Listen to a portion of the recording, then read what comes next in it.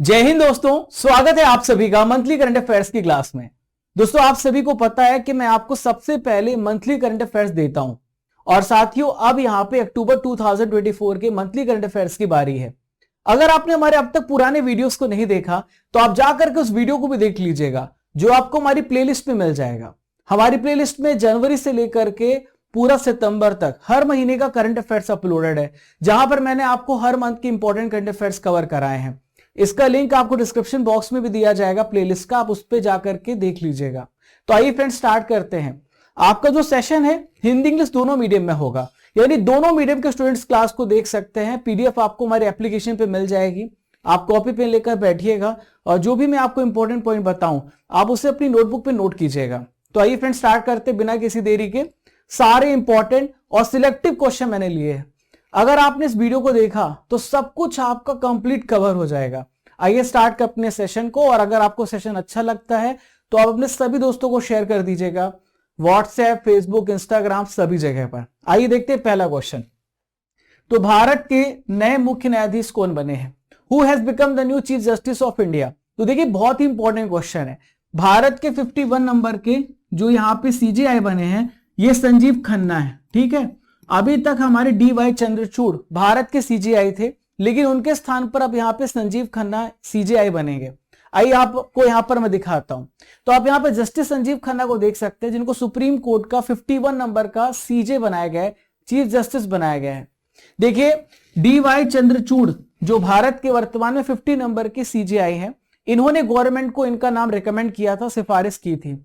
और आपको मैं बता दूं, हमारे लॉ के हिसाब से, हमारे कॉन्स्टिट्यूशनल प्रोविजंस के हिसाब से हमारे जो सीजेआई होते हैं वो रिकमेंड करते हैं आने वाले सीजेआई को। दोस्तों यहाँ पे जस्टिस खन्ना का जो कार्यकाल है वो बहुत ही कम समय के लिए होगा, 6 महीने तक इनका कार्यकाल होने वाला है। और जस्टिस खन्ना ये नेक्स्ट ईयर 13 मई 2025 को रिटायर भी हो जाएंगे।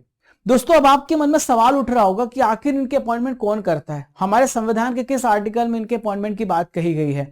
तो हमारे कॉन्स्टिट्यूशन में आर्टिकल नंबर 124 क्लॉज 2 में भारत के प्रेसिडेंट के द्वारा सुप्रीम कोर्ट के सीजे की नियुक्ति की बात कही गई है। तो आपको यह भी बात याद रखनी है, बहुत ज्यादा इंपॉर्टेंट है। देखिए अगर वर्तमान में हम बात करें प्रेजेंटली हमारे भारत में कितने सीजे हैं, तो हम सीजे नहीं कह सकते, आप कह सकते हैं कि कितने आपके जज हैं सुप्रीम कोर्ट में। ठीक है, तो सुप्रीम कोर्ट में टोटल 34 जजेस की हमारी स्ट्रेंथ है।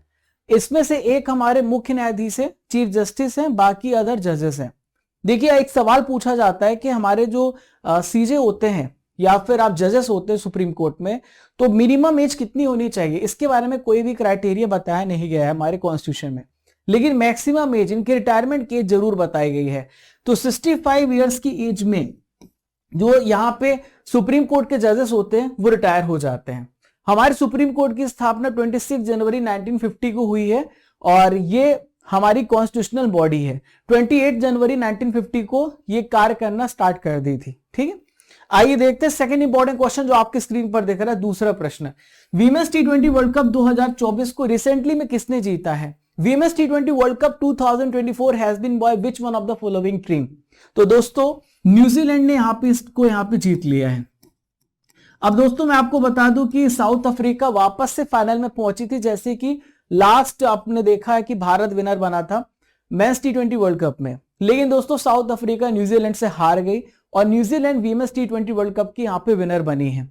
अब ये मैच कब से कब तक ऑर्गेनाइज किया गया? तो 3 से लेके 20 अक्टूबर के बीच में ये पूरा इवेंट ऑर्गेनाइज किया गया ICC के द्वारा। देखिए ये बांग्लादेश में होना था T20 वर्ल्ड कप, लेकिन दोस्तों इसे कहां पे ट्रांसफर कर दिया गया? यूनाइटेड अरब एमिरेट्स, संयुक्त अरब अमीरात में से ट्रांसफर किया गया, क्योंकि आपको पता है बांग्लादेश में बहुत ज्यादा प्रोटेस्ट चल रहे हैं। ठीक है दोस्तों, यहां पे अगर आपसे पूछा जाए कि न्यूजीलैंड ने साउथ अफ्रीका को कितने रनों से हराया है, तो न्यूजीलैंड ने साउथ अफ्रीका को 32 रनों से यहाँ पे हरा दिए, 32 रनों से हराया है। अगर आपसे पूछा जाए कि प्लेयर ऑफ द सीरीज कौन थे, तो एमेलिया केर थे। मेरे पीछे आप देख सकते हैं न्यूजीलैंड से बिलोंग करती हैं। सबसे ज्यादा विकेट इन्होंने लिया, एमेलिया केर ने 15 विकेट लिए हैं।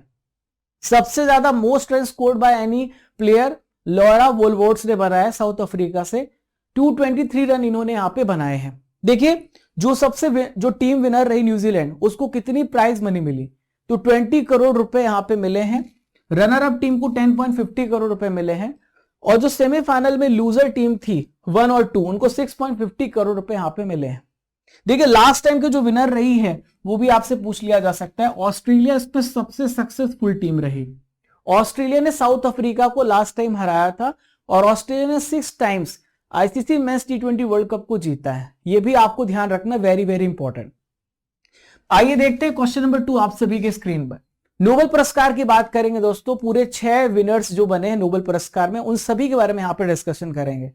तो इकोनॉमिक्स का नोबेल पुरस्कार इनमें से किसे मिला है? तो अर्थशास्त्र का नोबेल पुरस्कार यहां पे 3 व्यक्तियों को मिला है, डरोन एस मोगलू, साइमन जॉनसन और जेम्स ए रॉबिन्सन। इन तीनों को यहां पे अर्थशास्त्र का नोबेल पुरस्कार दिया गया इकोनॉमिक्स के क्षेत्र पे। अब इन्हें नोबेल पुरस्कार क्यों मिला, इन सभी के बारे में हम चर्चा करेंगे। तो इन्होंने बताया है किस प्रकार से इंस्टीट्यूट किसी देश के लिए इंपॉर्टेंट होती है और वो यहाँ पे प्रॉस्पेरिटी को कैसे इफेक्ट करते हैं, संस्थाएं कैसे इफेक्ट करती हैं और संस्थाएं हमारे देश के लिए कितनी ज्यादा जरूरी है। देखिए यहाँ पे 3 नाम है। डोरोन एस मोगलू टर्की और यूएसए से बिलोंग करते हैं, साइमन जॉनसन ब्रिटेन से बिलोंग करते हैं, जेम्स ए रॉबिन्सन ब्रिटेन से बिलोंग करते हैं। आपने यहाँ पे पहला नोबेल प्राइज का विनर जाना है। अब मैं आपको अदर 5 नोबेल पुरस्कार के विजेताओं के बारे में बताऊंगा। तो यहां पर हान कांग की बात करेंगे। तो मैंने आपको 2 यहां पे ट्रिक बताई थी, आपको याद रखना, हाथ और कान। हाथ और कान से आप हान कांग याद रखेंगे या फिर आप बोलेंगे किसी को हाँ कांग्रेचुलेशन है आपको। तो देखिए लिटरेचर का नोबेल पुरस्कार इनको यहां पे मिला है, साउथ कोरिया से बिलोंग करती हैं, ये ऑथर है। देखिए हम यहां पे केमिस्ट्री की बात करेंगे तो केमिस्ट्री में 3 व्यक्तियों को नोबेल प्राइज मिला है। डेविड बेकर को मिला, जॉन जंपर को मिला और डेविस हस्बिस को मिला। तो डेविड बेकर यूएसए से बिलोंग करते हैं, जॉन जंपर यूएसए से और डेविस हस्बिस ब्रिटेन से। देखिए इनको ये नोबेल प्राइज जो मिला है वो प्रोटीन के निर्माण के लिए मिला है, प्रोटीन की स्टडी करने के लिए मिला है, ये भी ध्यान रखना है। अब दोस्तों हम बात करते हैं दोस्तों यहां पे तीसरे नोबेल पुरस्कार विजेता की, जो कि फिजिक्स के क्षेत्र में है। तो जॉन जे हॉपफील्ड और जेफरी हिंटन, ये ब्रिटिश कनाडा से बिलोंग करते हैं। ये जॉन जेफरी हिंटन और जॉन जे हॉपफील्ड यूएसए से। इन्होंने दोस्तों बताया है कि artificial neural based machine learning जो है वो कैसे इंपॉर्टेंट है हमारे लिए, इसके लिए इनको यहां पे सम्मानित किया है। फिर दोस्तों हम बात करेंगे मेडिसिन का नोबेल प्राइज। तो मेडिसिन का नोबेल प्राइज मिला है विक्टर एम्ब्रोस को, जो कि यूएसए से बिलोंग करते हैं, और गैरी रूबकोन को, ये भी यूएसए से बिलोंग करते हैं। इन्होंने माइक्रो आरएनए की खोज की थी। माइक्रो आरएनए क्या होता है? हमारे शरीर के डेवलपमेंट, बायोलॉजिकल फंक्शंस के लिए इंपॉर्टेंट होता है। अगर ये डिस्टर्ब हो जाए तो हमें कैंसर भी हो सकता है। तो ये आपको मैंने माइक्रो आरएनए के बारे में बताया। अब दोस्तों यहां पर हम अगले सवाल की तरफ बढ़ते हैं, वो है दादा साहेब फाल्के अवार्ड। तो दादा साहेब फाल्के अवार्ड 2024 रिसेंटली में किसे प्रदान किया गया है? तो दादा साहेब फाल्के अवार्ड 2024 जो प्रदान किया गया है वो आपको याद रखना, वेरी वेरी इंपॉर्टेंट, और वो है यहाँ पे मिथुन चक्रवर्ती। मिथुन चक्रवर्ती को दादा साहेब फाल्के अवार्ड यहाँ पे मिला है। ठीक है, 2022 का दादा साहेब फाल्के पुरस्कार 2024 में मिला है। देखिए हमारी भारतीय सिनेमा जगत का जो सबसे बड़ा अवार्ड है वो है दादा साहेब फाल्के अवार्ड। 2022 के लिए इनको दादा साहेब फाल्के अवार्ड मिला है। ठीक है, तो यहां पर ये जो दादा साहेब फाल्के अवार्ड जिसको दिया जाता है उसको 15 लाख रुपए का कैश प्राइज मिलता है, एक गोल्डन लोटस मिलता है, एक शॉल मिलती है और 15 लाख रुपए कैश प्राइज मिलता है। देखिए इसकी शुरुआत कब से हुई है? 1969 से दादा साहेब फाल्के पुरस्कार की शुरुआत हुई है और इस पुरस्कार की जो सबसे पहली विनर रही हैं वो है देविका रानी रोरिक। 1969 में इनको अवार्ड किया गया था। अब मैं आपको रिसेंट में जितने भी विनर बने हैं मैं उन सभी के बारे में आपको मैं बता रहा हूं। 2018 के विनर अमिताभ बच्चन हैं, 2019 के रजनीकांत हैं, 2020 के आशा पारेख हैं और 2021 की विजेता वहीदा रहमान है। तो इन चारों विनर्स के नेम आपसे पूछे जा सकते हैं जो दादा साहेब फाल्के अवार्ड के विनर हैं। दोस्तों हमारे भारत देश को नुकसान हुआ, बहुत बड़ा आर्थिक नुकसान हुआ, ना केवल भारत को पूरी दुनिया को। एक ऐसे व्यक्ति हमारे साथ छोड़ दिए, हमारे देश में नहीं है, वह है रतन टाटा जी। रतन टाटा जी का निधन हो गया। वह कौन थे? तो रतन टाटा इंडस्ट्रियलिस्ट थे, उद्योगपति थे, जो अब हमारे बीच में नहीं रहे, इनका निधन हो चुका है। आइए रतन टाटा जी के बारे में संपूर्ण जानकारी जानते हैं।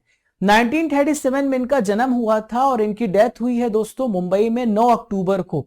9 अक्टूबर डेट भी आप याद रखिएगा। बहुत बड़े शख्सियत, बहुत बड़ी पर्सनालिटी है। 86 ईयर्स की एज में इनका डेथ हुआ है। दोस्तों कहां पे इनका जन्म हुआ था? मुंबई महाराष्ट्र में जन्म हुआ था। इनकी माता का नाम सोनू टाटा था और पिता का नाम नवल टाटा था। इनका धर्म जो है वो पारसी धर्म है। क्लियर है दोस्तों। बहुत सारे अवार्ड इनको मिले हैं। पद्म विभूषण मिला 2008 में मिला है, जो कि भारत का दूसरा सर्वोच्च नागरिक सम्मान है। पद्म भूषण तीसरा है, 2000 में इनको मिला है।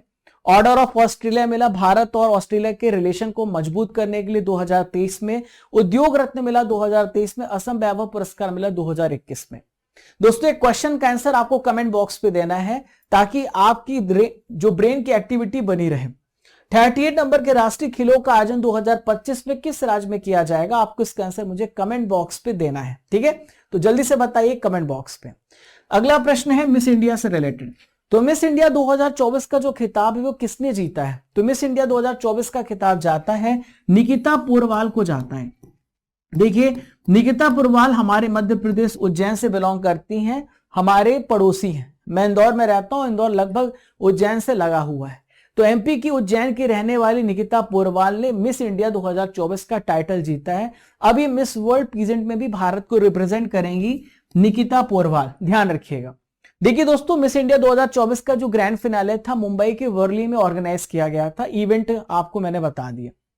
वैश्विक बहुआयामी गरीबी सूचकांक, जिसे हम कहते हैं मल्टी डायमेंशनल पॉवर्टी इंडेक्स, इसमें सबसे ज्यादा गरीब देश किस देश में है? तो दोस्तों थोड़ा दुर्भाग्यवश मुझे अपने प्यारे भारत का नाम लेना पड़ रहा है, पर ये असलियत में है नहीं। असलियत में ऐसा है नहीं। जहां पर जगह जगह भंडारे कराए जाते हो, कोई भी भूखा हमारे द्वार पे आता है तो हम उसे भूखा नहीं रखने दे सकते। पर दोस्तों यहाँ पे हम बात करें मल्टी डायमेंशनल पॉवर्टी इंडेक्स की, तो मल्टी डायमेंशनल पॉवर्टी इंडेक्स होता क्या है कि केवल आप किसी का पेट भर रहे हैं, वो बस आप, इसका ये मतलब नहीं कि उसका गरीबी दूर हो गया। इसके साथ साथ उसको बेसिक रोटी कपड़ा मकान या और इसके साथ एजुकेशन, जब बहुत सारे डायमेंशन जुड़ जाते हैं उससे हम कहते हैं मल्टी डायमेंशनल पॉवर्टी इंडेक्स। अब इसे कौन रिलीज करता है? तो Oxford poverty and human development initiative है और दूसरा यूनाइटेड नेशन डेवलपमेंट प्रोग्राम। इन दोनों मिलकर के इसे रिलीज करते हैं। संघर्ष के बीच गरीबी इसका रिपोर्ट का विषय है, थीम है। भारत सबसे गरीब देश बताया गया है मल्टी पॉवर्टी डायमेंशनल इंडेक्स में और पाकिस्तान को सेकंड प्लेस मिला है। इथियोपिया थर्ड प्लेस पर है, नाइजीरिया फोर्थ प्लेस पर है और कांगो लोकतांत्रिक गणराज्य यहां पे अगले स्थान पर है। रिसेंटली में दोस्तों जम्मू कश्मीर और हिमाचल प्रदेश में चुनाव हुए थे और वहां पे वोटिंग का रिजल्ट आया और वोटिंग के रिजल्ट के बाद यहाँ पे नए केंद्र शासित प्रदेश जम्मू कश्मीर के चीफ मिनिस्टर बने हैं। तो आपको बताना है कौन बने हैं।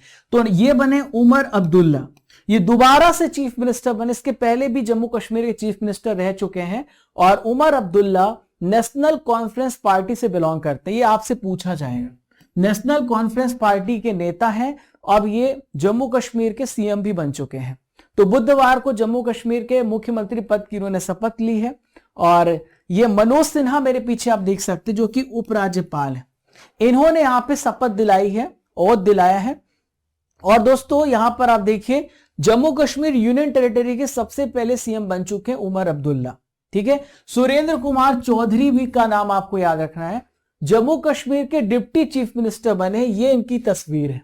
क्लियर है दोस्तों। यहां पर हम बात करें तो टोटल 90 सीटों पे चुनाव हुआ था। 90 सीटों पर सबसे ज्यादा सीटें नेशनल कॉन्फ्रेंस ने जीती हैं। उमर अब्दुल्ला की पार्टी ने 42 सीटें जीती हैं।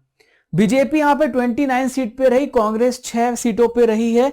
तो टोटल 90 सीटों पे चुनाव हुआ था। रिजल्ट आपके सामने है, रिजल्ट भी आपसे पूछा जा सकता है। चलिए अगले प्रश्न की तरफ बढ़ते हैं।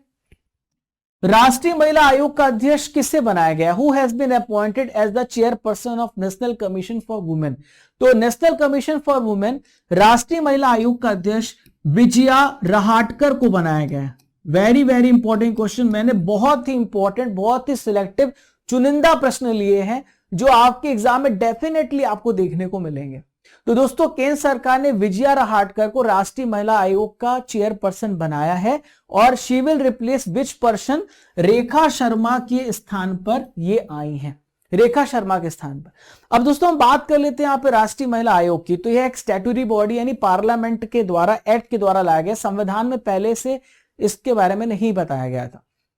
देखिए 31 जनवरी 1992 को इसकी स्थापना हुई है और ये वीमेंस के राइट्स के लिए बात करती है, नेशनल कमीशन फॉर वीमेन। दोस्तों यहां पर मैं आपको जानकारी देना चाहता हूं कि आप अगर यहां पर पीडीएफ को प्राप्त करना चाहते हैं तो आपको मैं स्टडी कर एप्लीकेशन के बारे में बता दूं। जितने भी नए छात्र हैं पुराने छात्रों के बारे में इसके बारे में पता है, तो आइए मैं आपको गाइड कर देता हूं कैसे आप स्टडी कर एप्लीकेशन को अपनी पढ़ाई के लिए इस्तेमाल कर सकते हैं और सक्सेसफुल बन सकते हैं। तो डेली करंट अफेयर्स जो मैं पढ़ाता हूं उसकी पीडीएफ आपको यहां पे मिलेगी।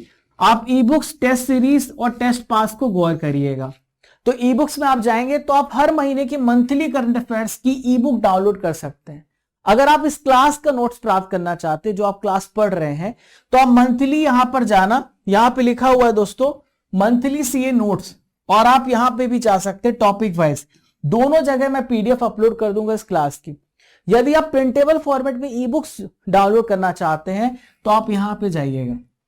अगर आप 9 महीने की 10 महीने के करंट अफेयर्स की बुक डाउनलोड करना चाहते हैं तो आप ईयरली, हाफ ईयरली में जाइएगा, जहां पर आपको 10 महीने 9 महीने की करंट अफेयर्स की अपडेटेड ई बुक्स मिल जाएगी। यदि आप जीके जीएस की सभी विषयों की ई बुक्स डाउनलोड करना चाहते हैं, जैसे पॉलिटी हो गया, हिस्ट्री हो गया, ज्योग्राफी हो गया, आर्ट एंड कल्चर, वो आपको यहां पे मिल जाएगा। ठीक है दोस्तों, टेस्ट सीरीज का सेक्शन है जहां पर आप रेगुलर टेस्ट देंगे, हर दिन टेस्ट देते, इस प्रकार से आपकी हर बच्चों की रैंकिंग आती है। स्टैटिक जीके बुक मैंने लॉन्च की, उसका भी टेस्ट है, बहुत सारी फैसिलिटी है। और दोस्तों टेस्ट सीरीज में आपका एक टेस्ट भी होने वाला है, आप लोग लिख लीजिए, 5 नवंबर को आपका टेस्ट होगा। 5 नवंबर को आप सभी टेस्ट के लिए तैयार रहना। टाइमिंग होगी 11 AM। यहां पर आपके 100 क्वेश्चन का टेस्ट होगा जो आप अभी क्लास पढ़ रहे हैं। ठीक है, तो मंथली करंट अफेयर्स आप यहां पे 2024 monthly current affairs mock test आप यहां पे एनरोल कर सकते हो। टेस्ट पास है जहां पे आपको 3000 प्लस टेस्ट मिलेंगे। Raja Gupta current affair Telegram channel को ज्वाइन कर लीजिएगा। और दोस्तों यहां पर हमारी स्टैटिक जीके बुक है, आप इसे घर तक मंगवा सकते हैं, वेबसाइट से ऑर्डर कर सकते हैं। 81 टॉपिक्स हैं इस बुक में, पॉलिटी, हिस्ट्री, ज्योग्राफी, सभी विषयों के। ये मेरा इंस्टाग्राम हैंडल है राजा गुप्ता _ऑफिशियल, आप इसे फॉलो कर सकते हैं ताकि आपको रेगुलर, आप मेरे से पर्सनली कनेक्टेड है, कोई भी प्रॉब्लम आए आप मुझे मैसेज कर सकते हैं। ये मेरा इंस्टाग्राम पेज। ठीक है, आइए देखते हैं क्वेश्चन नंबर, यहां पे नेक्स्ट क्वेश्चन, रोसीटा मिलेसी को 2024 का नानसेन शरणार्थी पुरस्कार दिया गया है, तो इनका रिलेशन किस देश से है? तो रोसीटा मिलेसी को नानसेन रिफ्यूजी अवार्ड मिला है। ये किस देश से बिलोंग करती है दोस्तों?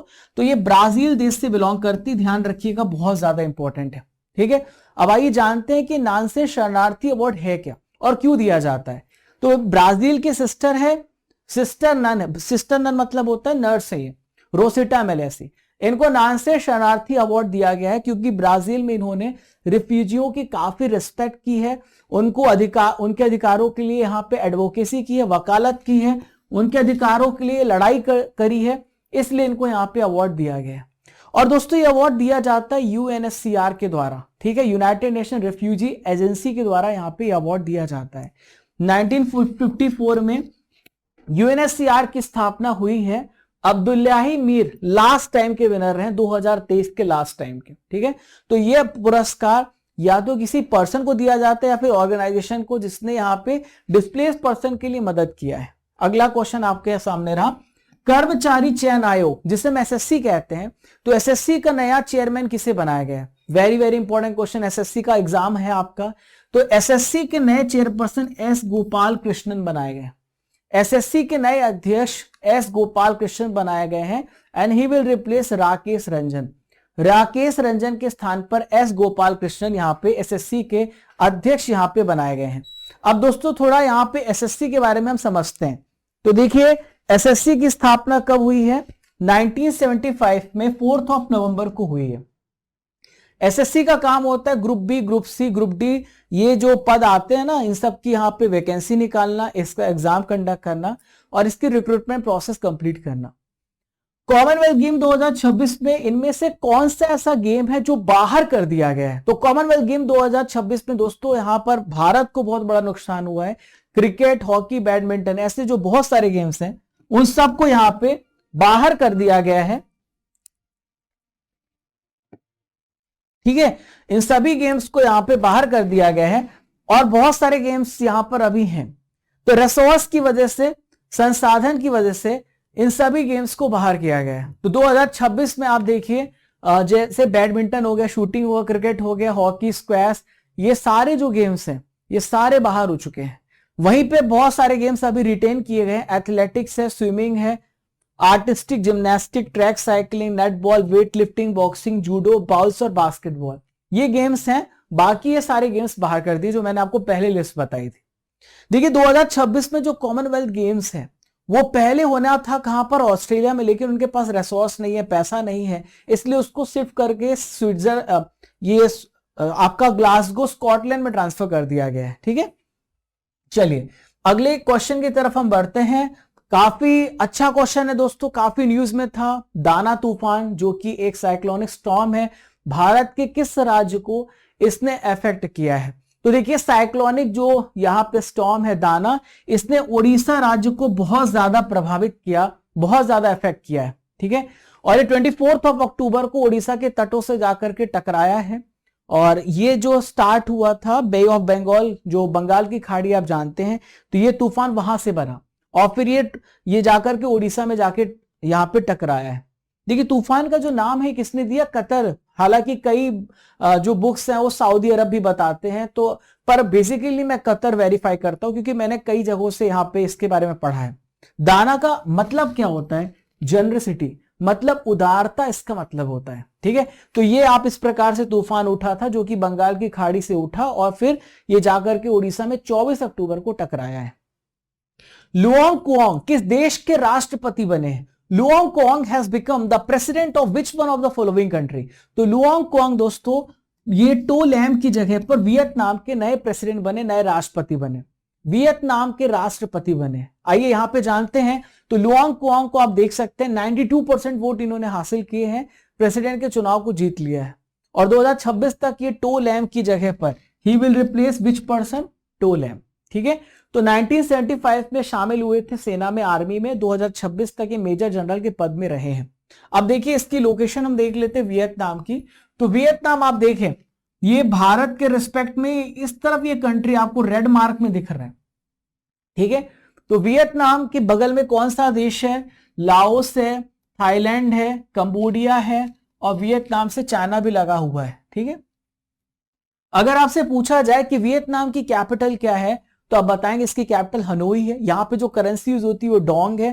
फाम मिंचिन यहाँ के वर्तमान में प्राइम मिनिस्टर है। ठीक है, अगले क्वेश्चन की तरफ बढ़ते हैं। विश्व स्वास्थ्य संगठन के द्वारा किस देश को मलेरिया फ्री घोषित कर दिया है? कौन सा ऐसा कंट्री इसने मलेरिया फ्री घोषित किया है WHO के द्वारा? ये आपसे पूछा जा रहा है। तो दोस्तों यहां पे इजिप्ट इसका सही आंसर हो जाएगा। मिस्र देश को अभी रिसेंटली में WHO ने मलेरिया फ्री नेशन घोषित किया है। काबो वार्डे एक कंट्री है जिसको रिसेंटली में WHO ने मलेरिया फ्री नेशन घोषित किया था। अब इसके बाद इजिप्ट को यहाँ पे मलेरिया फ्री नेशन घोषित कर दिया है। अब थोड़ा मलेरिया के बारे में यहाँ पे डिस्कस करते हैं। तो देखिए जो मलेरिया है ना, ये प्लाज्मोडियम पैरासाइट की वजह से होता है। मादा एनोफिलीज मच्छर जब आपको काटती है अपने साथ पैरासाइट लेके चलती है, इसकी वजह से आपको मलेरिया होता है। और मलेरिया में जो पैरासाइट है इसकी खोज किसने की थी? रोनाल्ड रॉस ने की थी 1897 में। मादा मच्छरों में से मलेरिया फैलता है, इसको डिस्कवरी रोनाल्ड रॉस ने किया था। इनको नोबेल पुरस्कार भी मिल चुका है। दोस्तों मेरे पीछे आप मलेरिया की पहली वैक्सीन देख रहे हैं, इसका नाम है मॉक्सीरिस, RTS-SAS01 इसे हम शॉर्ट फॉर्म में कहते हैं। तो ये मलेरिया की पहली वैक्सीन है जो आपसे पूछा जा सकता है। क्लियर है? चलिए अब एक क्वेश्चन और आ गया आप सभी के सामने जिसका आंसर आपको कमेंट बॉक्स पे देना है।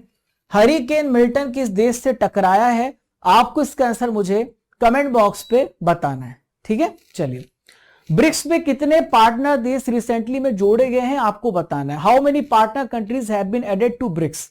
तो देखिए यहां पर 13 पार्टनर कंट्रीज को ब्रिक्स में ऐड किया गया है। 13 पार्टनर, देखिए ऑफिशियली मेंबर नहीं बने हुए ब्रिक्स के।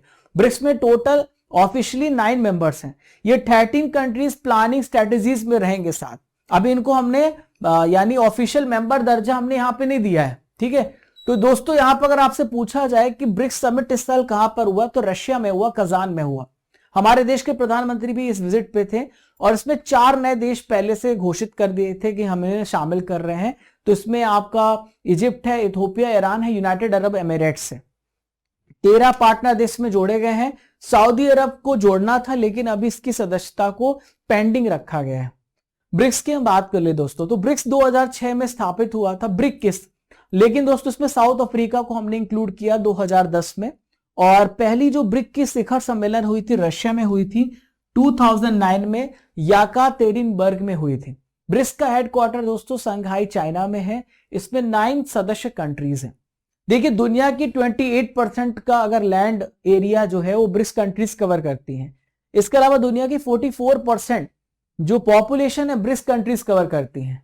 दुनिया की 27% का जो जीडीपी का कंट्रीब्यूशन है ब्रिक्स देशों के द्वारा आता है। 55 नंबर के ईपी के लिए किस देश को कंट्री ऑफ फोकस घोषित किया गया है? तो कौन सा कंट्री जिसे कंट्री ऑफ फोकस घोषित किया गया है, जो कि गोवा में ऑर्गेनाइज होने वाला है इंटरनेशनल फिल्म फेस्टिवल। तो दोस्तों इंटरनेशनल फिल्म फेस्टिवल जो होने वाला है ये ऑस्ट्रेलिया को फोकस कंट्री यहां पे घोषित किया गया है। ऑस्ट्रेलिया के 7 मूवीज को हमारे यहां पर दिखाया जाएगा, प्रदर्शित किया जाएगा।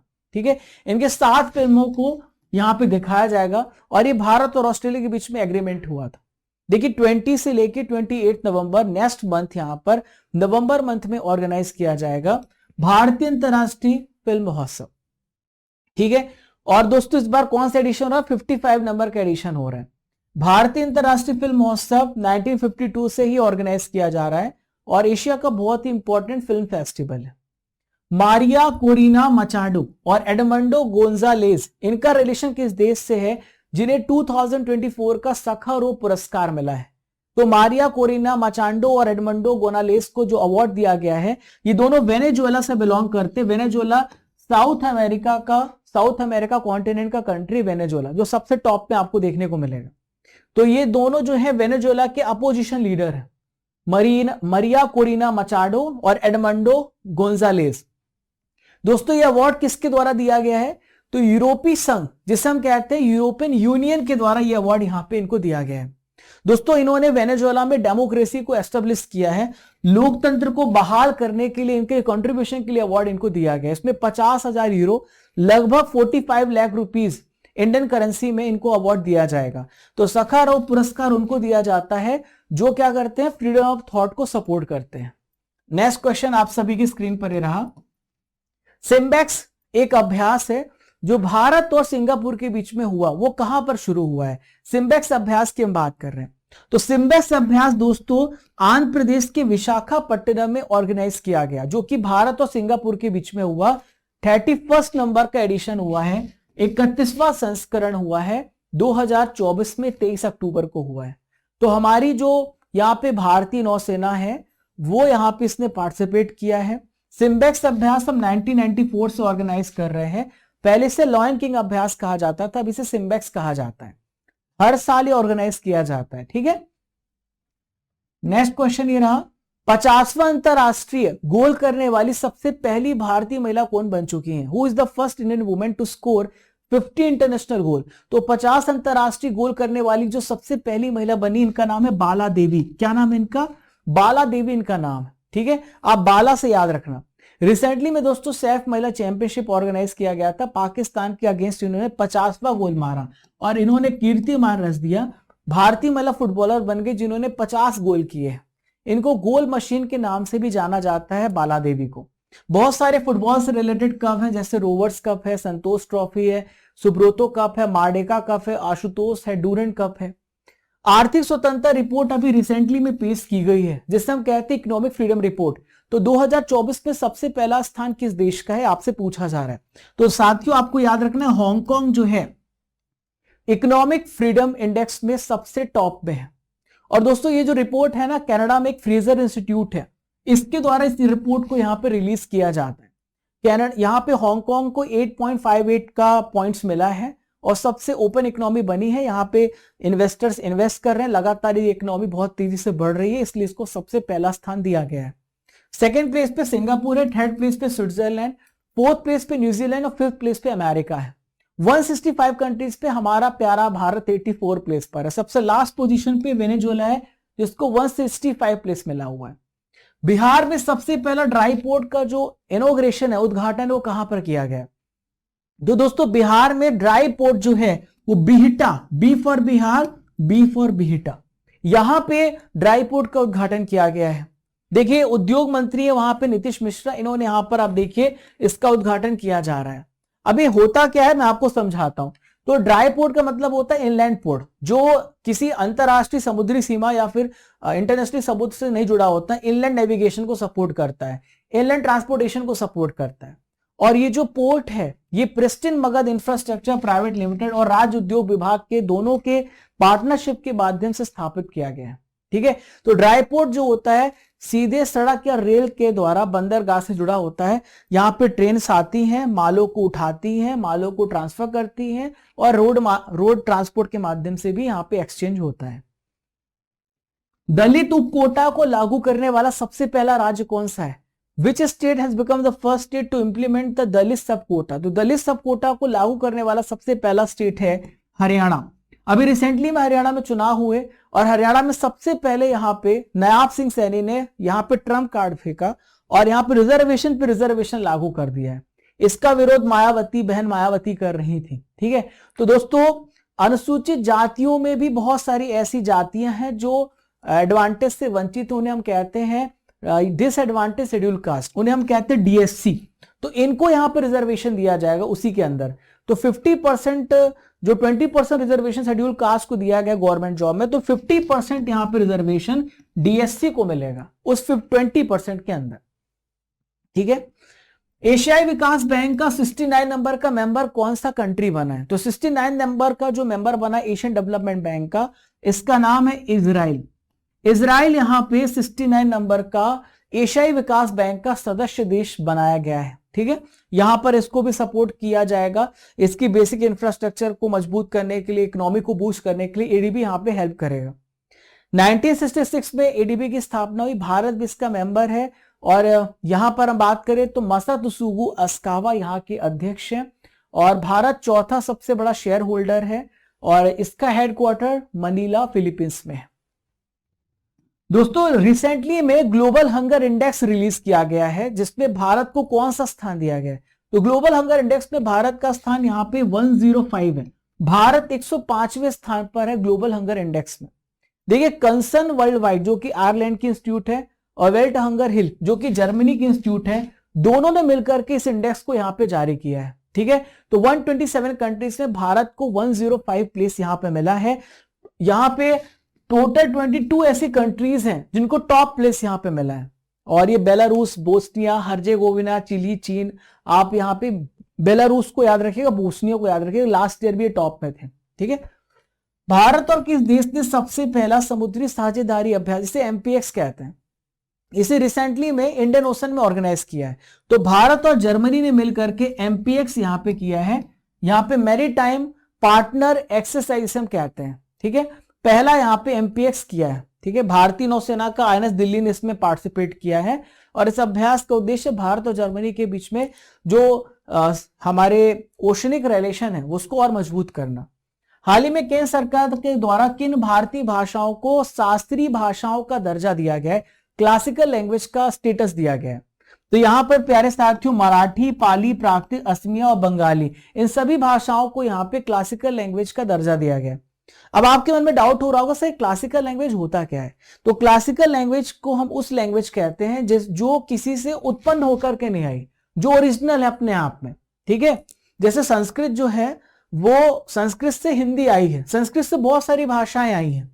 तो दोस्तों यहां पर हम उन सभी लैंग्वेज को क्लासिकल लैंग्वेज कहते हैं जिनका खुद की आइडेंटिटी है, जिनका खुद का फंडामेंटल है।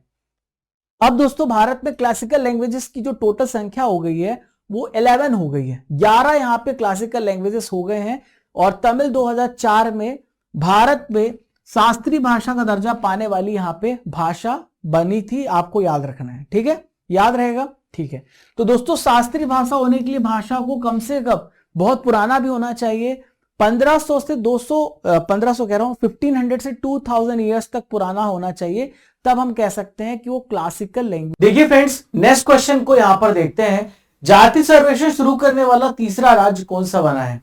Which state has become the third state to launch the caste survey? तो देखिए बहुत ही इंपॉर्टेंट क्वेश्चन है, तो साथियों इसको आपको याद रखना है कि तेलंगाना इसका सही आंसर है। तेलंगाना यहां पर तीसरा राज्य बन चुका है जिसने अभी कास्ट सर्वे को स्टार्ट किया है, या फिर जाति जनगणना जिसे हम कहते हैं। देखिए इसके पहले कौन कौन से राज्य जिन्होंने जाति जनगणना करी? तो बिहार है और इसके अलावा आंध्र प्रदेश है। ठीक है, और थर्ड स्टेट यहाँ पे तेलंगाना बन चुका है जिसने कास्ट सर्वे यहाँ पे स्टार्ट किया है। साथियों बिहार जाति जनगणना जो जारी किया गया था, सबसे पहला वो राज्य आपको बिहार पता होना चाहिए। और ये क्यों यहाँ पे जाति जनगणना की जा रही है? तो देखिए, ताकि हमें पता चल सके कि ओबीसी, एसटी, एससी और जो बहुत सारे ऐसे कास्ट हैं, बहुत सारे ऐसे और भी कम्युनिटीज हैं जिनको अभी तक एडवांटेज नहीं मिला है, तो हम इसका रिपोर्ट निकालेंगे और उनके लिए एडवांटेजियस बेनिफिशियरी स्कीम्स बनाएंगे। ठीक है, चलिए नेक्स्ट क्वेश्चन को देखते हैं। माउंट शीश पांगमा पर चढ़ाई पूरी करने वाले सबसे पहले भारतीय कौन बन चुके हैं? तो देखिए, इनका नाम है अर्जुन वाजपेयी। क्या नाम है इनका? अर्जुन वाजपेयी ने ये यहाँ पे इतिहास रचा, ये कीर्तिमान यहाँ पे रचा है। जो माउंट शीश पांगमा है वहां पर उन्होंने चढ़ाई पूरी की और पहले ऐसे इंडियन बन चुके हैं। तो भारतीय पर्वतारोही है, इंडियन माउंटेनियर है।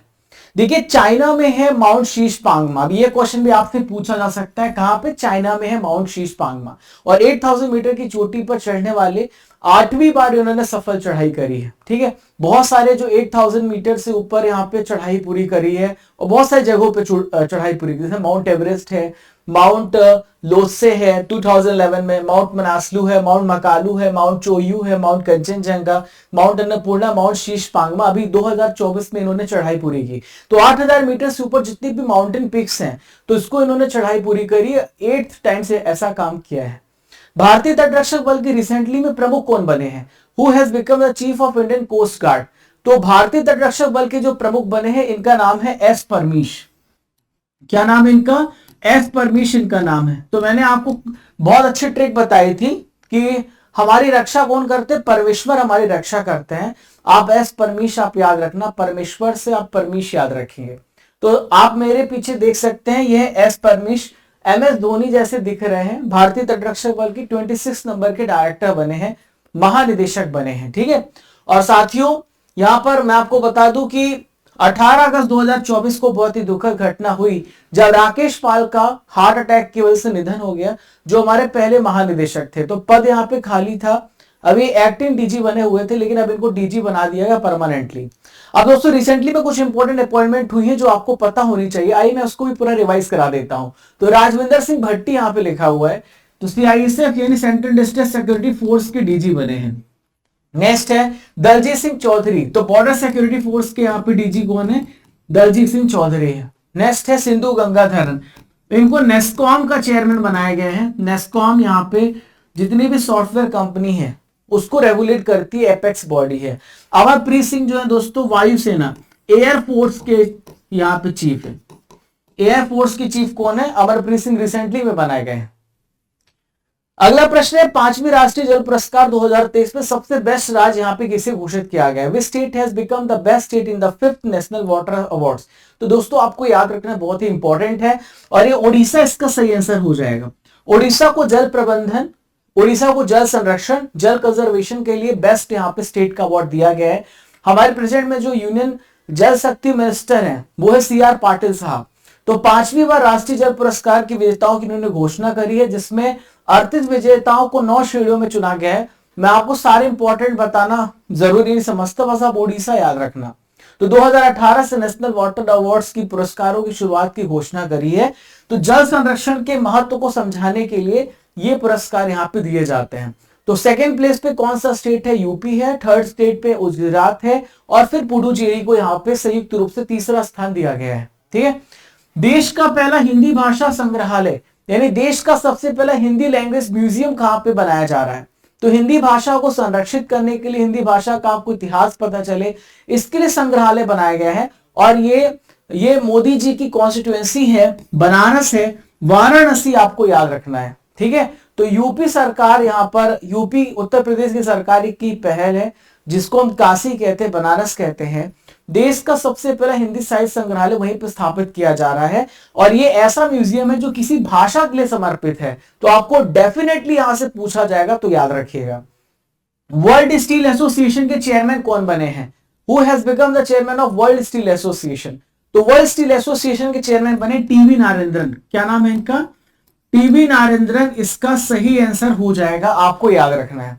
तो मेरे पीछे आप टीवी नारेंद्रन देख रहे हैं, जिनको वर्ल्ड स्टील एसोसिएशन का चेयरमैन बनाया गया है, जिनका काम होगा कि दुनिया भर में स्टील के मैन्युफैक्चरिंग को बढ़ाना है, स्टील के प्रोडक्शन को बढ़ाना है, और वहां पे स्टील की क्वालिटी को भी बेहतर बनाना है।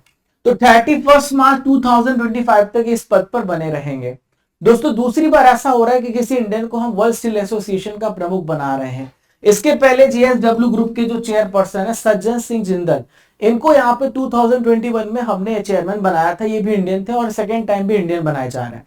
तो वर्ल्ड स्टील एसोसिएशन जो है 1967 में ऑर्गेनाइज किया गया, गठन किया गया। ब्रूसेल्स बेल्जियम इसका हेडक्वार्टर है। दुनिया भर की जितनी भी स्टील इंडस्ट्री है उन कंपनियों का एक संगठन है, क्लियर है। और दोस्तों दुनिया के टोटल स्टील प्रोडक्शन के 85% के लिए ये सारे मेंबर्स जिम्मेदार हैं, ठीक है। हरियाणा के 11th टाइम्स यानी 11वें नंबर के मुख्यमंत्री कौन बने हैं? तो दोस्तों हरियाणा के 11वें नंबर के मुख्यमंत्री बने हैं नायाब सिंह सैनी। हरियाणा के 11वें मुख्यमंत्री बने नायाब सिंह सैनी। इसके पहले भी मुख्यमंत्री थे, अभी जब मनोहर लाल खट्टर को हटा करके इनको सीएम बनाया गया था। वापस से हरियाणा में 90 सीटों के लिए चुनाव हुआ, रिजल्ट यहाँ पे जारी किया गया और यहाँ पे वापस से नायाब सिंह सैनी को दूसरी बार सीएम का पद यहाँ पर मिला और उन्होंने शपथ ली है। तो मुख्यमंत्री के कुर्सी तक पहुंचने वाले 11वें नंबर के व्यक्ति हैं नायाब सिंह सैनी। दोस्तों हरियाणा के जो गवर्नर हैं, यहां पर मेरे पीछे आप देख सकते हैं बंडारू दत्तात्रेय, इन्होंने यहाँ पे शपथ दिलाई, ओथ दिलाई है। तो सैनी 2023 में हरियाणा बीजेपी के अध्यक्ष भी रह चुके हैं, अब 2024 में सीएम बन गए हैं। हाल ही में न्याय की देवी की नई मूर्ति कहां पे लगाई गई? Very very important question. Where has new statue of goddess of justice been installed recently? तो न्याय की देवी की मूर्ति कहां पे लगाई गई है? सुप्रीम कोर्ट में न्याय की देवी की मूर्ति यहां पे लगाई गई है। सुप्रीम कोर्ट में जहां पे लाइब्रेरी है, जहां पर वकील जो है, एडवोकेट जो है वहां पे पढ़ते हैं, उसी के ठीक सामने इसे लगाया गया है। तो न्याय की देवी की मूर्ति में क्या क्या फीचर्स है, क्या क्या विशेषताएं हैं, आइए इसके बारे में हम जानते हैं। पहले आपने देखा था कि आंखों में पट्टी बंधी होती थी, दोस्तों अब आंखों की पट्टी हट गई है। देखिए तराजू तो है एक हाथ में, लेकिन दोस्तों आप अगर राइट हैंड में देखेंगे, इनके यहाँ पर बाएं हाथ में देखेंगे तो आपको यहाँ पे तलवार दिखता था। राइट हैंड में तराजू है, बाएं हाथ में तलवार है। तो तलवार की जगह पर अब यहाँ पे हमारे संविधान की बुक दे दी गई है। कलर इसका शेप और जो साइज है, रंग है, ये सब यहाँ पे चेंज हुआ है, बदला गया है। तो डेफिनेटली यहां से क्वेश्चन बनेगा, क्योंकि बहुत बड़ी बात है, बहुत विशेष बड़ी बात है, आपको याद रखना है। तो आंखों से पट्टी हटा दी गई है। अब तक कानून के अंधे होने का संकेत देती थी, लेकिन दोस्तों अब कानून अंधा नहीं है, कानून सभी को बराबर नजरों से देखेगा। तो लेडी ऑफ जस्टिस को न्याय की देवी की मूर्ति यहां पर कहते हैं, ठीक है। नौसेना में चिकित्सा सेवाओं के महानिदेशक, जिसे हम कहते हैं डीजीएमएस, इसके रूप में किसे अपॉइंट किया गया है? यानी director general of medical services. तो दोस्तों इसका सही आंसर हो जाएगा कविता सहाय। कविता सहाय को यहाँ पे डीजीएमएस अपॉइंट किया गया है। तो मेरे पीछे आप देख सकते हैं सर्जन वाइस एडमिरल कविता सहाय को नौसेना में चिकित्सा सेवाओं के लिए डीजीएमएस का पद यहाँ पे दिया गया है। दोस्तों कविता सहाय से पहले सेना में चिकित्सा कोर में कर्नल कमांडेंट पद पर रह चुकी हैं और पहली महिला अफसर रह चुकी हैं, आपको ये भी याद रखना है। हाल ही में किस भारतीय को आईसीसी हॉल ऑफ फेम में शामिल किया गया है, इंक्लूड किया गया है? तो ये कौन से भारतीय जिनको आईसीसी हॉल ऑफ फेम में शामिल किया गया? तो दोस्तों नीतू डेविड इसका सही आंसर हो जाएगा। नीतू डेविड को यहां पर शामिल किया गया है और इनके साथ साथ और भी दो हैं, एलिस्टर कुक है जो इंग्लैंड के प्लेयर हैं, साउथ अफ्रीका के 360 डिग्री एबी डिविलियर्स हैं और भारत की महिला क्रिकेट प्लेयर है नीतू डेविड। इन तीनों को आईसीसी हॉल ऑफ फेम में शामिल किया गया है। तो हॉल ऑफ फेम में उन क्रिकेटर्स को शामिल किया जाता है जिन्होंने अपना पूरा जीवन क्रिकेट को पूरा दे दिया, शानदार प्रदर्शन किया, शानदार उपलब्धियों के लिए यहाँ पर हॉल ऑफ फेम में इंक्लूड किया जाता है। नीतू डेविड जो है यूपी से रहने वाली है, कानपुर की रहने वाली है और भारतीय क्रिकेट टीम में ये बॉलर थी, गेंदबाज थी। भारत की 14 नंबर की महारत्न कंपनी कौन सी बनी? वेरी वेरी इंपॉर्टेंट क्वेश्चन, बहुत ज्यादा महत्वपूर्ण प्रश्न है। तो दोस्तों हिंदुस्तान एरोनॉटिक्स लिमिटेड, जिसे हम कहते हैं एचएएल, एचएएल को यहाँ पे भारत की 14 नंबर की महारत्न कंपनी का दर्जा दिया गया है और ये सार्वजनिक क्षेत्र उद्यम है, यानी पब्लिक सेक्टर एंटरप्राइज है और महारत्न का इसको दर्जा दिया गया है। तो इन कंपनियों को जब महारत्न का दर्जा मिलता है तो बहुत सारे सरकार के द्वारा रियायतें मिलती हैं और ज्यादा इन्वेस्टमेंट यहाँ पे बड़ी बड़ी कंपनियां कर सकती हैं। पहले नवरत्न कंपनी थी, अब ये महारत्न कंपनी बन गई है। तो एक बहुत इंपॉर्टेंट क्राइटेरिया है कि लास्ट 3 इयर्स में आपका टर्नओवर 25,000 करोड़ रुपए होना चाहिए, तभी आपको महारत्न कंपनी का दर्जा मिलेगा। तो इनका यहाँ पे टर्नओवर रहा है। एचएएल की हम बात करें तो एचएएल जो है बेसिकली किस प्रकार की कंपनी है? तो एचएएल जो है डिफेंस जो इक्विपमेंट्स बनाए जाते हैं एचएएल बनाती है और यहाँ पे ये जो लड़ाकू विमान है एचएएल यहाँ पे बनाती है। बहुत सारे इनके पास बड़े बड़े प्रोजेक्ट्स हैं और HAL के शेयर भी बहुत तेजी से बढ़े, अगर आपने देखा होगा जो यहाँ पे स्टॉक्स पे इन्वेस्ट करते होंगे।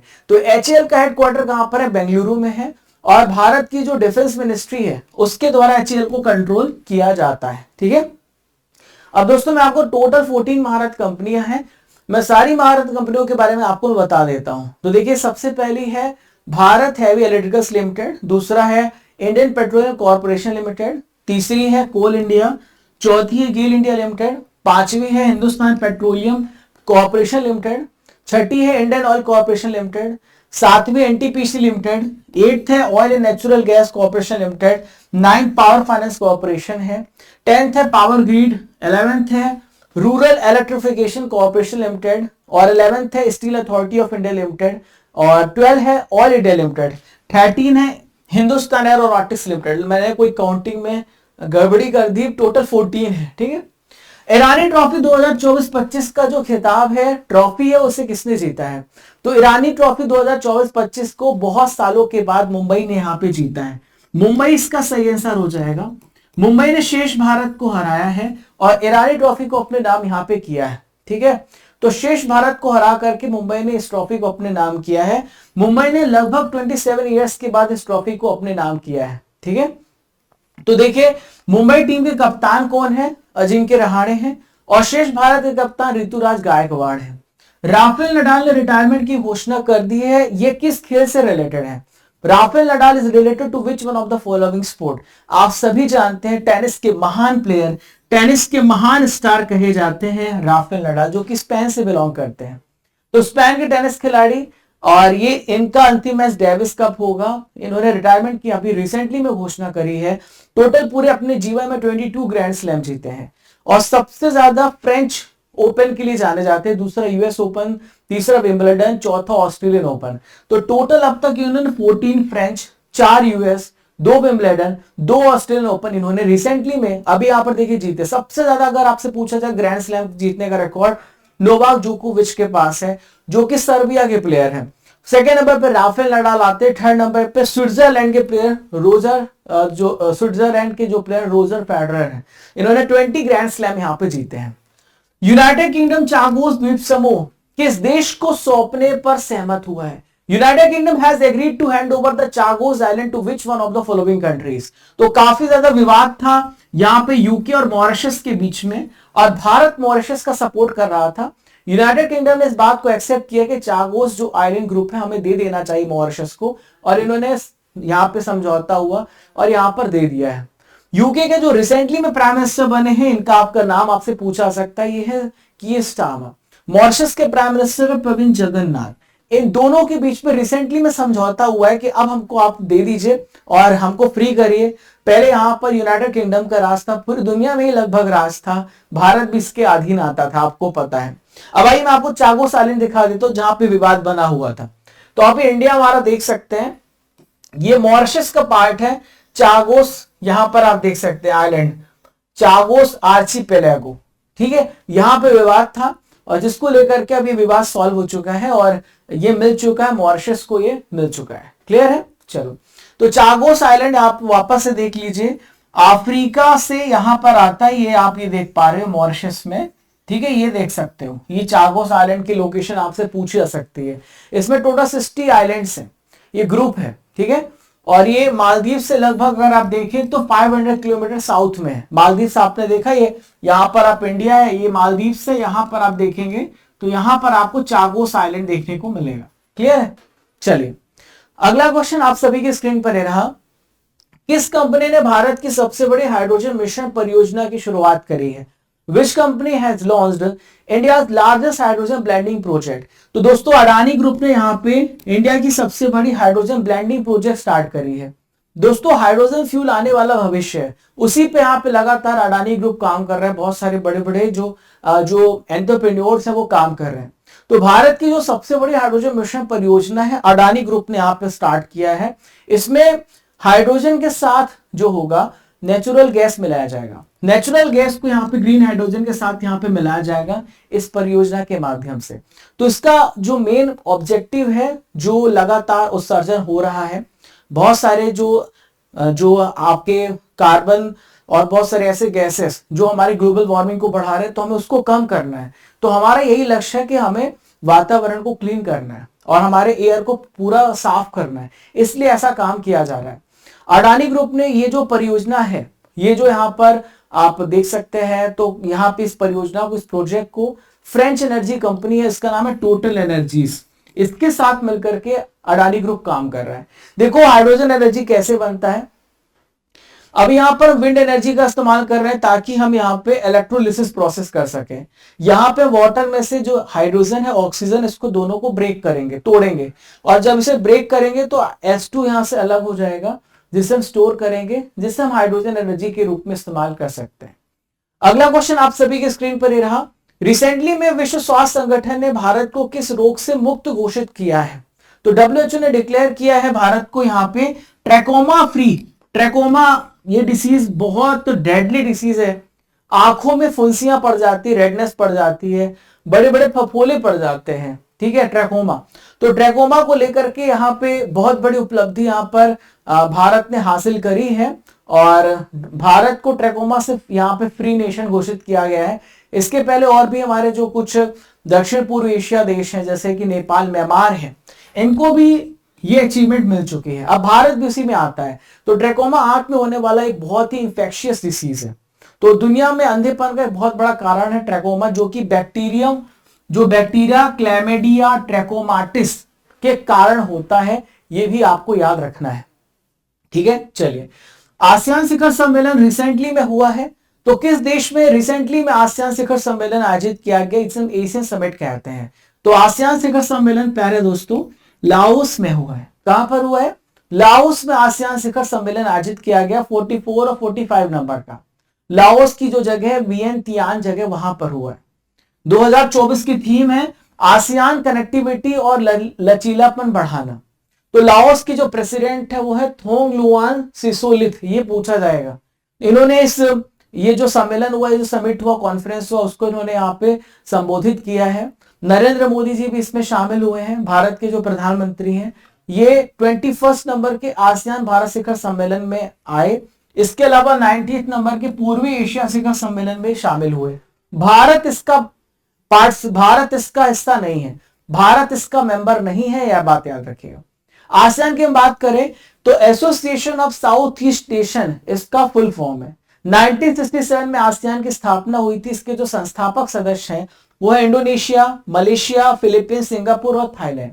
इसमें अभी देखिए टोटल 11 मेंबर हो गए, तिमोर लेस्ते भी इंक्लूड हुआ है। ये 10 मेंबर्स है, इसमें तिमोर लेस्ते को भी शामिल कर लीजिएगा, ठीक है दोस्तों। रिसेंटली में कुछ इंपॉर्टेंट कॉन्फ्रेंसेस हुए हैं जो आपको पता होनी चाहिए, जैसे G20 शिखर सम्मेलन।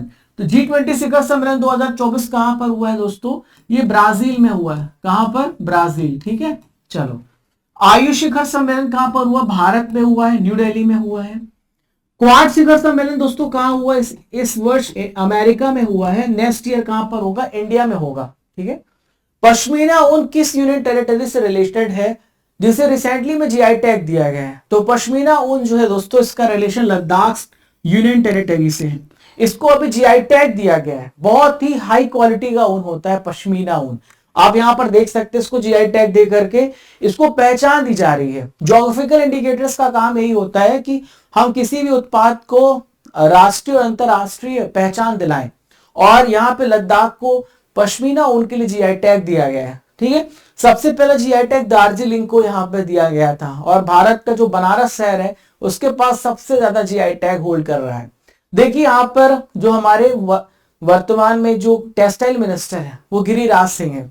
उन्होंने लद्दाख के उपराज्यपाल डॉक्टर बीडी मिश्रा को पश्मीना ऊन के लिए जीआई टैग का प्रमाण पत्र सौंपा। आप यहां पर देख सकते हैं, पश्मीना ऊन कश्मीरी ऊन का एक प्रकार है जो चांगथांगी बकरी से ऊन मिलता है, ठीक है दोस्तों। रिसेंटली में लद्दाख से रिलेटेड करंट अफेयर्स को भी डिस्कस कर लेते हैं। तो अभी 5 नए जिले बनाए गए लद्दाख में। एक है द्रास, दूसरा है नुब्रा, तीसरा है शाम, चौथा है चांगथांग, 5वां है द्रास। ये 5 नए डिस्ट्रिक्ट रिसेंटली में बनाए गए हैं, और इसकी घोषणा हमारे होम मिनिस्टर अमित शाह जी ने की है।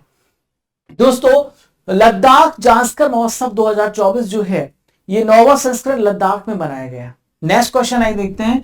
संजीव कुमार सिंगला किस देश पे भारत के रिसेंटली में राजदूत बनाए गए, एम्बेसडर बनाए गए हैं? तो संजीव कुमार सिंगला दोस्तों भारत यहां पर देखिए भारत से फ्रांस भेजे गए। फ्रांस में ये भारत के राजदूत बनाए गए, एम्बेसडर बनाए गए। भारत के अगले राजदूत बनाए गए फ्रांस में, आपको याद रखना है। मेरे पीछे संजीव कुमार सिंगला आप देख सकते हैं। नेक्स्ट क्वेश्चन ये रहा, रिसेंटली में केंद्र सरकार ने किस राज्य में लोथल राष्ट्रीय समुद्री विरासत परिसर के विकास को रिसेंटली में मंजूरी दी है? तो यूनियन गवर्नमेंट ने यहाँ पे Lothal national maritime heritage complex को मंजूरी दी है। और आपको बता दूं गुजरात में लोथल बंदरगाह है जो कि हड़प्पन साइट है, ठीक है। तो यहां पर पूरी आपको जानकारी मिलेगी हड़प्पा सभ्यता के बारे में, और यह इस प्रकार का यहाँ पे परिसर होगा। इसको अंतरराष्ट्रीय पहचान मिलेगी और अंतरराष्ट्रीय पर्यटन स्थल के रूप में से डेवलप किया जा रहा है। तो आपको एंशिएंट से लेकर के मॉडर्न तक जो भी भारत की समुद्री विरासत रही है, आपको इन सब के बारे में नॉलेज मिलेगा इस जगह पर। लोथल के बारे में बात करें तो लोथल जो है ये सिंधु घाटी सभ्यता का एकमात्र स्थल रहा है, जो कि भोगवा नदी, साबर नदी की जो सहायक नदी, उसके किनारे लोथल बसा हुआ है। मालाबार 2024 का नौसैनिक अभ्यास है, ये कहां पर आयोजित किया गया आपसे पूछा जा रहा है। तो मालाबार जो होता है क्वाड देशों से मिलकर बनता है, जो मैंने आपको बताया था जापान, अमेरिका, ऑस्ट्रेलिया, इंडिया, ये 4 देश में पार्टिसिपेट करते हैं। और ये विशाखापत्तनम में अभी मालाबार नौसैनिक अभ्यास किया गया है, ठीक है। क्लियर है, याद रहेगा आपको। तो दोस्तों ये 8 अक्टूबर से लेकर 18 अक्टूबर के बीच में विशाखापत्तनम आंध्र प्रदेश में हुआ है। ये 4 देश हैं, भारत, ऑस्ट्रेलिया, जापान और अमेरिका। दोस्तों यहां पर हम बात कर लेते हैं कुछ और भी अभ्यास की जो आपको पता होना चाहिए। होपेक्स अभ्यास जो है वो किस देशों के बीच में हुआ है? तो इंडिया और इजिप्ट, भारत और मिस्र के बीच में जो अभ्यास होता है इसे हम होपेक्स एक्सरसाइज कहते हैं।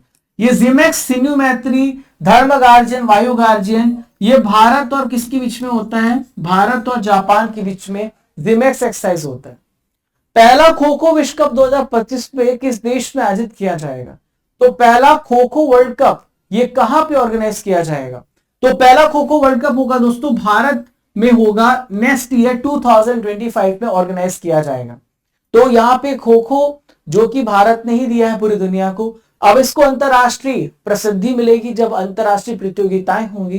तो इसकी घोषणा करी गई है, नेक्स्ट ईयर आपको खो खो चैंपियनशिप देखने को मिलेगा। अभी बहुत सारे रिसेंटली में चैंपियनशिप होने वाले हैं, उसको भी आपको पता होना चाहिए।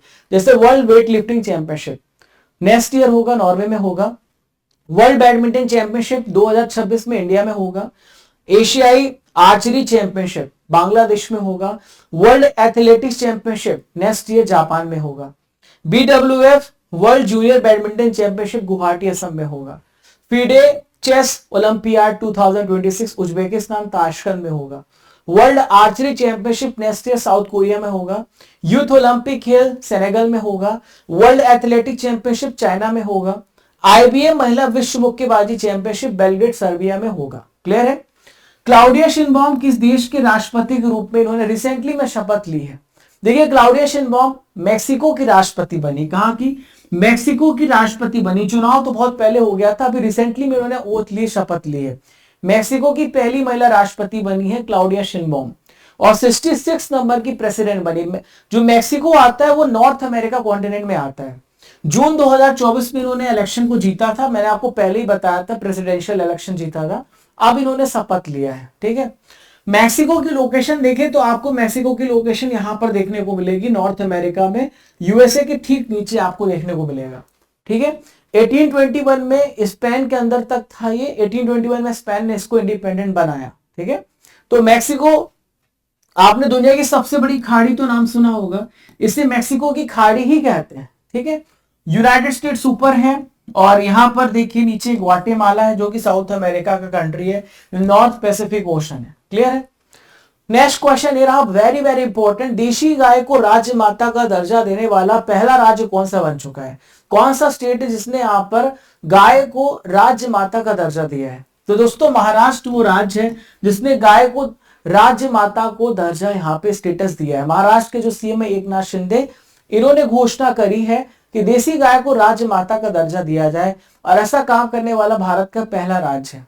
जो भी यहाँ पे गाय का पालन पोषण करेगा उनको 50 रुपए डेली सब्सिडी दी जाएगी गौशालाओं में, ठीक है। चलिए ग्लोबल इनोवेशन इंडेक्स रिसेंटली में जारी किया गया। भारत को कौन सी रैंक मिली ग्लोबल इनोवेशन इंडेक्स में? तो ग्लोबल इनोवेशन इंडेक्स में भारत की रैंक इसमें 39 है। कौन सी रैंक है? 39 है भारत की ग्लोबल इनोवेशन इंडेक्स में रैंक है। 133 कंट्रीज में हमारी रैंक यहाँ पे 39 है। पिछले साल हम 40th प्लेस पर थे, इस बार हमारी 8 पोजीशन इंप्रूव हुई है। दोस्तों ये जो इंडेक्स होता है वर्ल्ड इंटेलेक्चुअल प्रॉपर्टी ऑर्गेनाइजेशन वीपो के द्वारा जारी किया जाता है हर साल, और 2007 से इंडेक्स को जारी किया जा रहा है। ठीक है, यहाँ पे सबसे पहला देश स्विट्जरलैंड है और सबसे आखिरी स्थान पे अंगोला है, ये आपसे पूछा जाएगा। ठीक है, तो यहाँ पे Switzerland first, Sweden second, America third, fourth United Kingdom, fifth Singapore, six Finland, seven Netherland. ये टॉप 10 प्लेसेस आपको यहाँ पर दिख रहे हैं। ठीक है, जन स्वराज पार्टी का गठन इसमें किसने किया है? तो दोस्तों आपको मैं बता दूं 2 अक्टूबर का वो दिन था, महात्मा गांधी जी की जयंती के अवसर पर। यहाँ पे प्रशांत किशोर बहुत बड़े ये रणनीति के लिए जाने जाते हैं, राजनीतिक विश्लेषण के लिए जाने जाते हैं। इन्होंने 2 अक्टूबर 2024 को, आपने इनको कई बार टीवीओ में देखा होगा, राजनीतिक पार्टी बना दी है। इसके संस्थापक है प्रशांत किशोर साहब। अब देखिए वर्तमान में 6 नेशनल पार्टियां हैं, ये भी आपके लिए जीके है। पहला है बीजेपी, सेकंड है मार्क्सवादी कम्युनिस्ट पार्टी, थर्ड है आम आदमी पार्टी, चौथी भारतीय राष्ट्रीय कांग्रेस है, पांचवी बहुजन है और छठवीं नेशनल पीपल्स पार्टी है। शहरी शासन सूचकांक रिसेंटली में जारी किया गया, सबसे पहला स्थान किस राज्य को मिला है? तो यहाँ पे अर्बन गवर्नेंस इंडेक्स में केरल राज्य को सबसे पहला स्थान यहाँ पे दिया गया। केरल यहाँ पे टॉप पे है। तो ये जो इंडेक्स है केंद्रीय आवास और शहरी मामलों के मंत्रालय के द्वारा रिसेंटली में जारी किया गया है और प्रजा फाउंडेशन ने इनको हेल्प किया है, जिसमें बताया गया है कि केरल का जो यहाँ पे गवर्नेंस है, गवर्नेंस का मतलब क्या होता है कि अगर आपने कोई स्कीम स्टार्ट की है वो स्कीम लोगों तक पहुंचनी चाहिए। ऐसा नहीं आपने इंडेक्स बना दिया हवा में चल रही है, तो यहाँ पे लोगों को इस योजना का फायदा होना चाहिए। तो केरल पहले नंबर पे है, Orissa second, third Maharashtra, fourth Chhattisgarh और फिफ्थ यहाँ पे मध्य प्रदेश को स्थान दिया गया है। वहीं पे जो लीस्ट परफॉर्मिंग स्टेट्स हैं या यूनियन टेरिटरी है, नागालैंड, मणिपुर, मेघालय, पंजाब और यहाँ पे चंडीगढ़ को नाम दिया गया है। भारत और किस देश के बीच में काजिन 2024 अभ्यास का आयोजन शुरू हुआ है? जो काजिन नाम से स्पष्ट से बोलते कजाकिस्तान और इंडिया। तो कजाकिस्तान और भारत के बीच में एक काजिन अभ्यास रिसेंटली में ऑर्गेनाइज किया गया है और ये उत्तराखंड के औली में हुआ। उत्तराखंड के औली में ये भारत और कजाकिस्तान के बीच में ज्वाइंट मिलिट्री एक्सरसाइज हुआ है और 8th एडिशन हुआ 30 सितंबर से लेके 13 अक्टूबर के बीच में औली में ऑर्गेनाइज किया गया है। वैश्विक प्रगति संरक्षण सूचकांक रिसेंटली में जारी किया गया, जिसे हम ग्लोबल नेचर कंजर्वेशन इंडेक्स कहते हैं।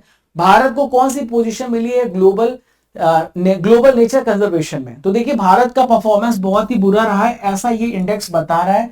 भारत 176 प्लेस पर है और ये इंडेक्स कौन जारी करता है?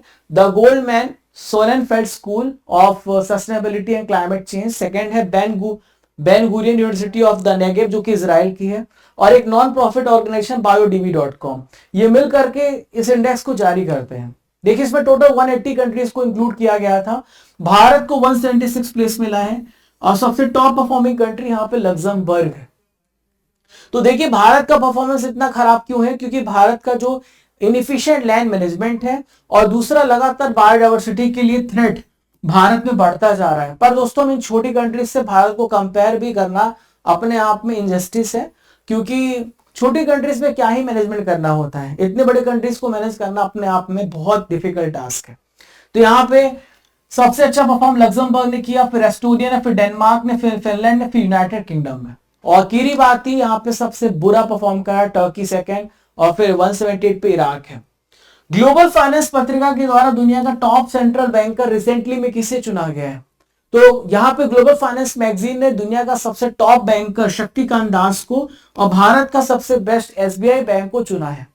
शक्तिकांत दास लास्ट ईयर भी सबसे टॉप परफॉर्मिंग यानी सेंट्रल बैंकर बनाए गए थे। अमेरिका में आपको ग्लोबल फाइनेंस पत्रिका देखने को मिलेगी, लगातार दुनिया का टॉप सेंट्रल बैंकर इन्हें चुना है। ठीक है, और इनको A+ ग्रेड का दर्जा यहाँ पे दिया है।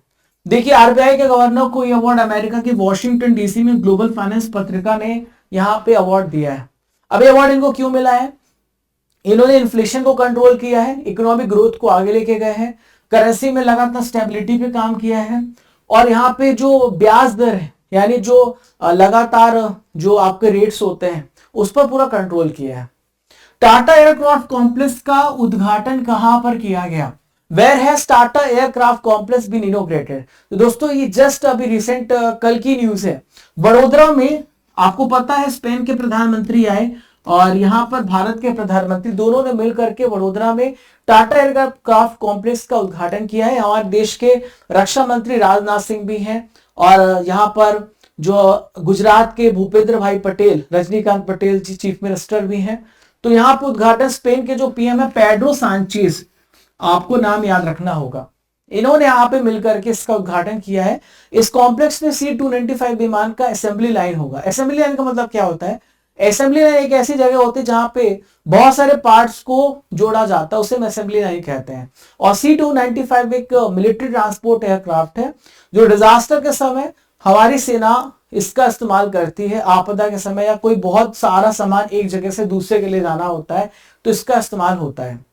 दोस्तों आपको क्वेश्चन का आंसर देना है और ये है कैस सैयद किस देश के राष्ट्रपति बने? आपको इसका आंसर मुझे कमेंट बॉक्स पे देना है। तो प्यारे दोस्तों यहाँ पे हमारा पूरा मंथली करंट अफेयर्स खत्म हो जाता है। आशा करता हूं कि आपको आज का सेशन बहुत ही बेहतरीन लगा होगा। आपने बहुत डिटेल से सारी चीजों को पढ़ा है, मैंने एक एक चीज को बहुत अच्छे से कवर किया था। अब आपका यहाँ पे जिम्मेदारी बनती है कि आप इस सेशन को अपने सभी दोस्तों तक पहुंचाएं, क्योंकि हम इतनी मेहनत करते हैं, थोड़ी मेहनत तो आप भी कर सकते हैं और शेयर करने में आपको एक सेकंड भी नहीं लगेगा। आप जितने भी व्हाट्सएप ग्रुप है, जितने फेसबुक ग्रुप है, जितने ट्विटर ग्रुप है, जितने भी इंस्टा ग्रुप है, टेलीग्राम ग्रुप है, सभी जगह जरूर शेयर करिए। लास्ट में मैं आपको एप्लीकेशन के बारे में बता देता हूं, जितने भी नए स्टूडेंट्स हैं, ताकि आपको नॉलेज हो जाए इस एप्लीकेशन के बारे में कि एप्लीकेशन कैसे काम करता है। ठीक है, आइए इसके बारे में मैं आपको थोड़ा बता देता हूं। ठीक है, चलिए तो देखिए स्टडी कर एप्लीकेशन को आप सभी डाउनलोड करिएगा। डेली करंट अफेयर्स की पीडीएफ आपको यहाँ पे मिल जाएगी। E books, test series, test pass सब कुछ आपके लिए यहाँ पे अवेलेबल है। हर महीने की मंथली करंट अफेयर्स की बुक हिंदी इंग्लिश दोनों मीडियम में आपको यहाँ पे उपलब्ध करवाई जाएगी। Topic wise current affair, marathon class PDF, yearly half yearly e books भी आपको यहीं पे मिलेगा। जीके जीएस के सभी विषयों की ई बुक्स आपको मिलेगी। जनवरी से लेकर सितंबर तक, जनवरी से लेकर अक्टूबर तक पूरा अपडेटेड टॉप 500 एमसीक्यू आपको मिलेंगे। डेली आपका टेस्ट होगा। अभी ये जो करंट अफेयर्स आपने पढ़ा है इसका 5 नवंबर को टेस्ट होगा दोस्तों, और टाइमिंग इसकी 11 AM है। तो आप सभी टेस्ट के लिए तैयार रहना। 100 क्वेश्चन का आपका टेस्ट होने वाला है। और स्टैटिक जीके की बुक हमने लॉन्च करी है, वो बुक को आप जरूर अवेल करिएगा। ये स्टैटिक जीके की बुक है, ठीक है। यहां पर स्टैटिक जीके की बुक आप में, यहां पर आपको टोटल 81 टॉपिक्स मिलेंगे। Polity, history, geography, art and culture, सभी विषयों का, सभी भारत के एग्जाम्स के लिए बहुत ही क्रिस्प फॉर्मेट में बुक बनाई गई है। घर तक आप मंगवाइएगा। आप मुझे इंस्टा में फॉलो कर सकते हैं। अगर आपको किसी प्रकार की कोई क्वेरी करनी तो राजा गुप्ता _ऑफिशियल पे मुझे पर्सनली मैसेज कीजिए। यहाँ पर क्विज भी होते हैं तो आप मुझे यहाँ पे फॉलो कर सकते हैं। इसके अलावा दोस्तों 3000 प्लस टेस्ट आपको टेस्ट पास में मिलेंगे। ये टेस्ट पास बहुत ज्यादा इंपॉर्टेंट है। टेस्ट पास में आप भारत के जितने भी एग्जाम्स आते हैं दोस्तों, जितने भी एग्जाम, चाहे स्टेट पीसीएस हो, यूपीएससी हो, एमपीपीएससी हो, एसएससी हो, यूजीसी हो, 4000 प्लस टेस्ट आपको यहां पे मिलेंगे। सीमैट हो, बैंकिंग हो, रेलवे हो, सभी एग्जाम्स के टेस्ट आपको यहीं पे मिलेंगे। मंथली करंट अफेयर्स का हर महीने का आप यहाँ पे टेस्ट दे सकते हो, मॉक टेस्ट दे सकते हो। तो ये सारा बेनिफिट आप यहाँ पे उठा सकते हो इस एप्लीकेशन से। तो मिलते हैं दोस्तों नेक्स्ट मंथ।